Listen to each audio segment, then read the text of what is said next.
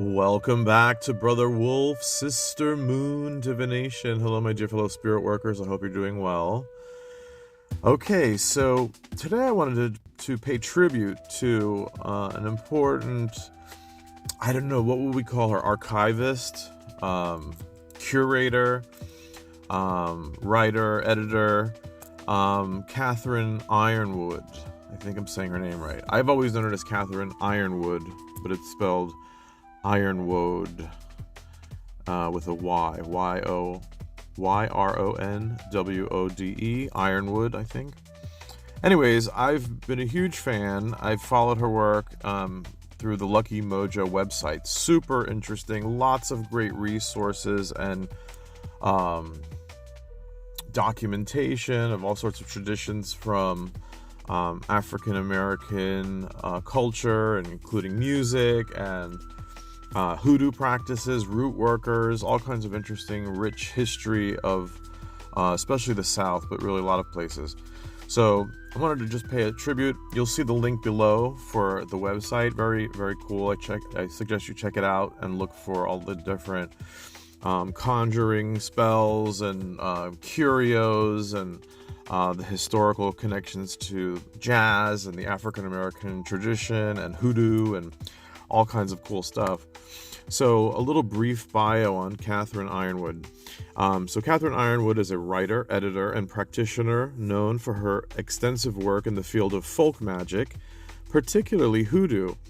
She has dedicated much of her career to documenting and preserving African American cultural traditions, with a strong focus on historical analysis and practical applications of hoodoo.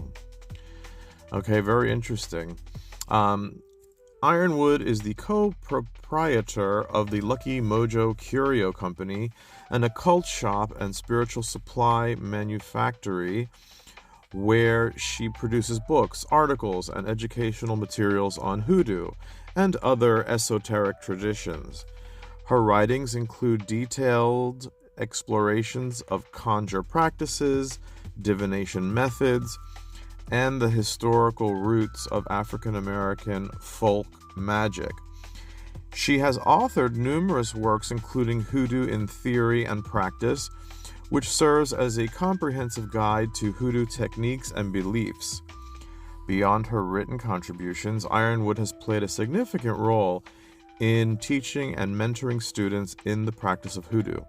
She offers courses and workshops that delve into the historical and cultural significance of African American spiritual traditions, ensuring their preservation and continued relevance. Her work bridges the gap between academic research and practical application, making hoodoo accessible to a wider audience. And so I've gone and researched and looked at different things on her websites, on her writings. Very, very interesting. So I highly recommend it. I'd also like to read an excerpt from one of the many articles that I found called, it's about the evil eye. So it's so interesting. This is, in many different cultures, has this concept. So from an anthropological standpoint, very interesting. And of course, from a sort of practical, magical understanding of energy and metaphysical, paranormal type stuff. Very interesting.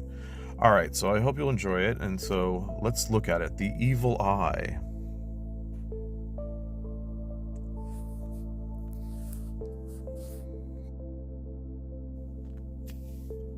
The evil eye.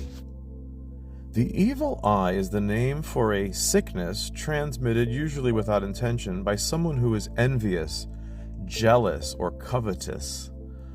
It is also called the invidious eye and the envious eye.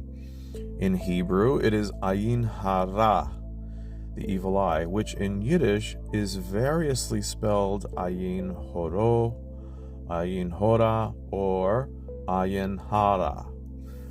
In mainland Italian, it is mal occhio, the bad eye, and in Spanish, mal ojo, el ojo, or mal de ojo, the bad eye, the eye, or bad of the eye. In Sicily, it is jettatore, the projection from the eye. and in Farsi, it is Bla Band, the eye of evil. The evil eye belief is that a person otherwise not malefic in any way can harm you, your child, your livestock, or your fruit trees by looking at them with envy and then praising them. The word evil is unfortunate in this context because it implies that someone has cursed the victim. But such is not the case. A better understanding of the term evil eye is gained if you know that the Old British and Scottish word for it is overlooking, which implies merely that the gaze has remained too long upon the coveted object, person, or animal. In other words, the effect of the evil eye is misfortunate, but the person who harbors jealousy and gives the evil eye is not necessarily an evil person per se. This lengthy article has been subdivided into several sections: distribution and history of the evil eye belief, verbal and physical aversion of the evil eye, diagnosing and curing the evil eye, case histories of evil eye customs along the Texas-Mexico border, apotropaic charm against the evil eye, or apotropaic charms against the evil eye, a worldwide summary of evil eye beliefs, and an annotated bibliography. So I'm not going to read this whole article. I will provide the link below. Very interesting. And I just love that it spans all these different cultures and demonstrates that there is this phenomenon which comes out of social interactions because of people living together in close places and competition over things. And so it's a really interesting anthropological phenomenon, and we see that culture comes out of that in response to it.